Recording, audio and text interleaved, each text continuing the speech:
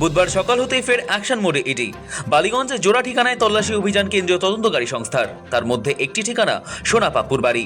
আর্থিক প্রতারণা মামলার তদন্তে বিশ্বজিৎ পোদ্দার ওরফে সোনা পাপ্পুর বাড়িতে এই অভিযান।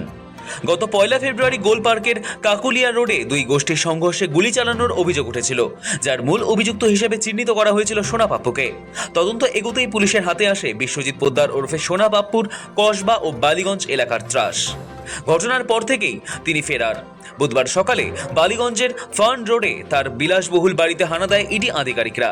অভিযোগ, নির্মাণ কাজের নামে কোটি কোটি টাকা তুলেছে সোনা পাপ্পু, আর সেই টাকা তিনি পৌঁছে দিতেন প্রভাবশালীদের কাছে। সেই বিপুল পরিমাণ টাকার সূত্র খুঁজতেই ইডির এই তল্লাশি অভিযান। আমি ওনার ওয়াইফের থেকে যা শুনলাম সেটা হচ্ছে ওনার হাজব্যান্ড হচ্ছে একটি নির্দিষ্ট দলের সমর্থক। কোনো রাজনৈতিক কারণে ওনাকে বারংবার এরকমভাবে হেনস্থা করা হচ্ছে। কিছুদিন আগেই একটা মামলাতে, যে মামলায় নাম জড়িয়ে দেওয়া হলো, সেদিন তিনি ছিলেন বাড়িতে, পুজো করছিলেন।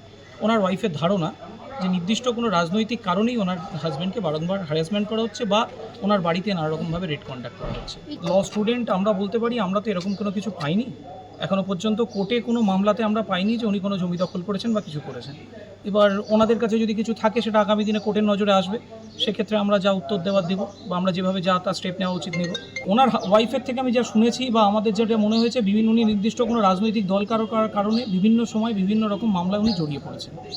কিন্তু অঞ্চলে ওনাকে যেরকম আমরা সমাজসেবক হিসাবে দেখেছি, বিভিন্ন সময় আমরা দেখেছি যে কোভিডের সময় প্রচুর মানুষের উপকার করেছে। এবার বাস্তবটা কি সেটা তো কেবলমাত্র অঞ্চলের সাধারণ মানুষই বলতে পারবে। ফেব্রুয়ারি মাসে গোষ্ঠী সংঘর্ষে উত্তপ্ত হয়ে উঠেছিল রবীন্দ্র সরোবর থানা এলাকার কাকুলিয়া রোড। এলাকাবাসীদের একাংশের দাবি ছিল সোনা পাপ্পুর দলবলই এলাকায় ঢুকে দাদাগিরি ও দখলের চেষ্টা করছিল। যদিও একের পর এক গ্রেপ্তারির পরেও সোনা পাপ্পু এখনও অধরা। স্থানীয়দের অভিযোগ, কলকাতা পুরসভার 67 ও 91 নম্বর ওয়ার্ডে তৃণমূলের হয়ে যাবতীয় নিয়ন্ত্রণের কাজ করে সোনা পাপ্পু।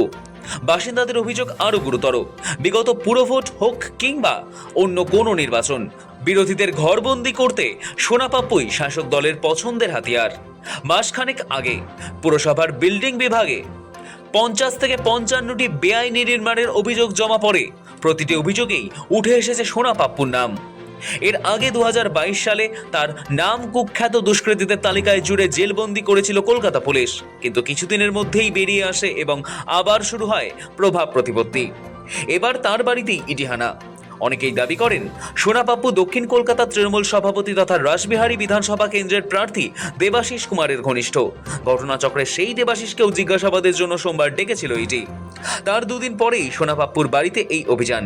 জানা গিয়েছে, জমি দখল করার মামলায় তল্লাশি অভিযানের নামে ইডি মূলত জোর করে জমি দখল, বেআইনি নির্মাণ ও তোলাবাজির অভিযোগের তদন্তেই অভিযানে নামে ইডি।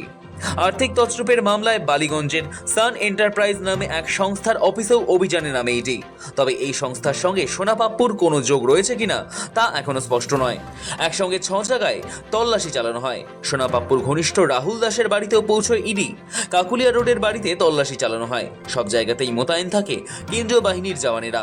সব মিলিয়ে ভোটের মুখে বাংলায় ইডি অভিযান ঘিরে চর্চা তুঙ্গে। শফিক সান্যালের রিপোর্ট, সময়, কলকাতা।